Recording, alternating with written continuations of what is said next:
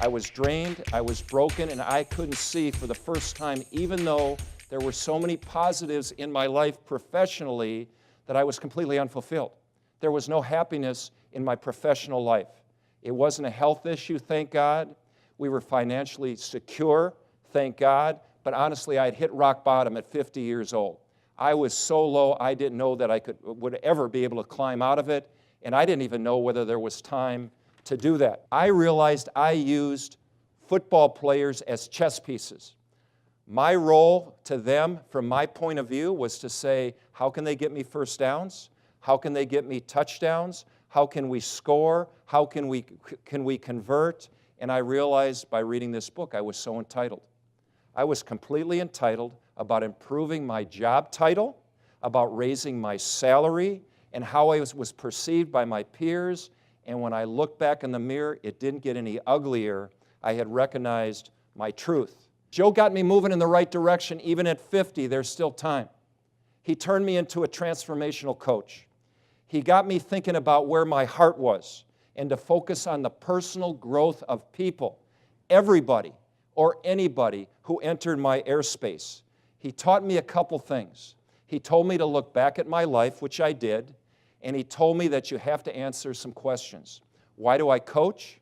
What does it feel like to be coached by me?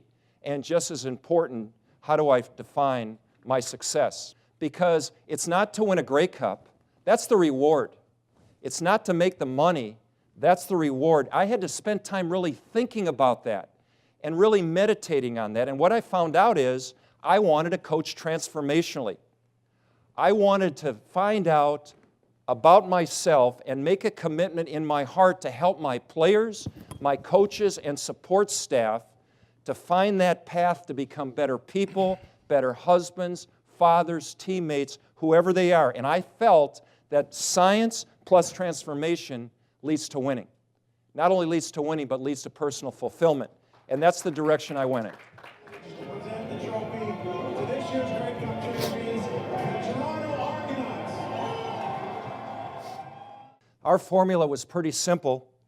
It was selflessness plus compassion would lead to love.